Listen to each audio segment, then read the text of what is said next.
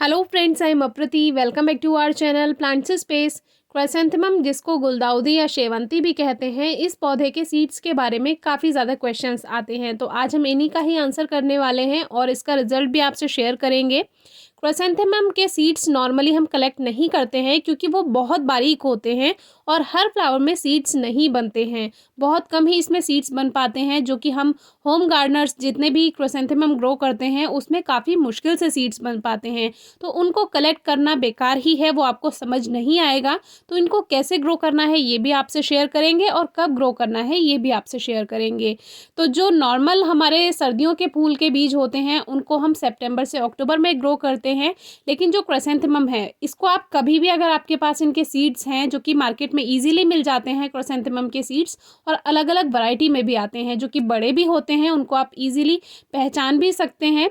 तो उनको जो ग्रो करने का वैसे सही समय है उसको आप फरवरी मार्च में भी ग्रो कर सकते हैं, जनवरी में भी ग्रो कर सकते हैं, रेनी सीजन में यानी जुलाई अगस्त में भी ग्रो कर सकते हैं, या किसी भी मौसम में आप ज़मीन में बिखेर दीजिए और वो अपने आप ही जर्मिनेट हो जाएंगे जब उनका टाइम आएगा।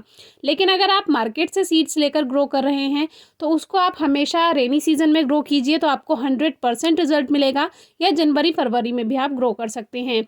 अब हमारे गार्डन में क्राइसेंथेमम का एक प्लांट सीड से अपने आप ग्रो हुआ है, तो इसको ही लेकर हम इसका एग्जाम्पल लेकर ही आपसे बातें करेंगे।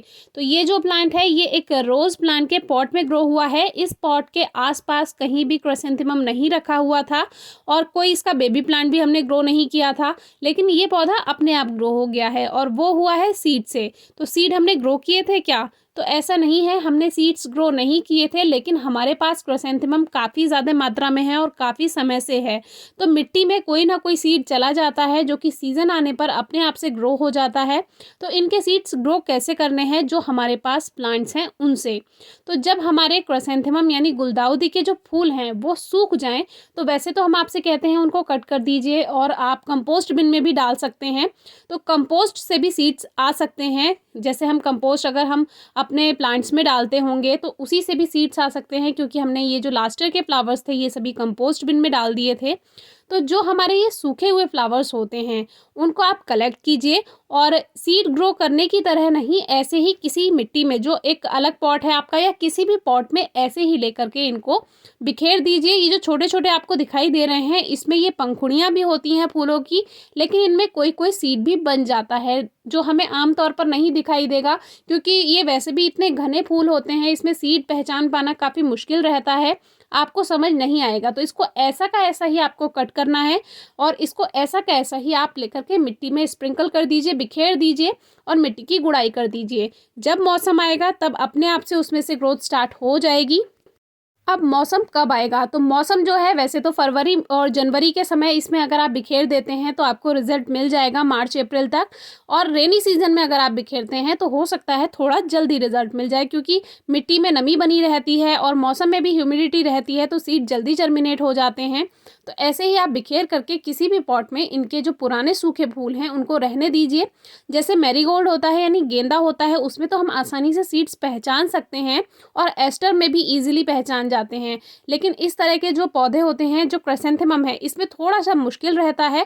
तो ऐसे ही आप इनको बिखेर दीजिए और जब इनका सीजन होगा अपने आप जम जाएंगे। दूसरी बात, अगर आपको तुरंत का रिजल्ट चाहिए तो आप 70% काउडंग या वर्मी कंपोस्ट लीजिए और उसमें 30% रिवर सैंड या कंस्ट्रक्शन वाली सैंड लेकर के, जो रेत होती है नॉर्मल, वो मिला करके उसमें सीड ग्रो कीजिए। उसमें ये सारे फूलों की पंखुड़ियाँ बिखेर दीजिए और उसको हल्का सा लगभग आधा सेंटीमीटर के करीब या 1 सेंटीमीटर के करीब उसी सॉइल से कवर कर दीजिए। जो हमने मिक्सचर तैयार किया है 70% काउडंग या वर्मी कंपोस्ट का और रेत का, तो उसी से कवर कर दीजिए और उसमें हल्की नमी बनाकर रखिए। स्प्रे से वाटरिंग कीजिए, तो उससे क्या होगा, आपको रिजल्ट ज़रूर मिलेगा।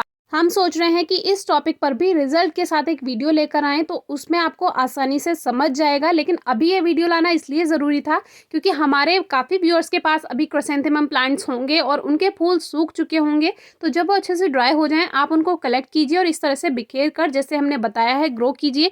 आपको रिजल्ट ज़रूर मिलेगा। लेकिन अगर आपको क्लियर सजेशन दें तो कटिंग से ग्रो करना क्राइसैंथेमम को ज़्यादा आसान है और उसमें जल्दी रिजल्ट मिलता है।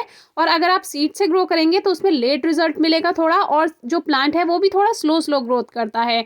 दूसरी बात, ये जो काम है ये तब फ़ायदा आपको करेगा जब जैसे आप कहीं गए हुए हैं, वहाँ पर कोई क्राइसैंथेमम का फ्लावर लगा हुआ है और सूख चुका है, जो वैरायटी आपके पास अगर नहीं है, तो वहाँ से आप वो फ्लावर लेकर आ सकते हैं और तब ग्रो कर सकते हैं। तो तब ये ट्रिक आपकी काम आ सकती है। फिर भी कोई क्वेरी हो तो पूछिए। Thank you.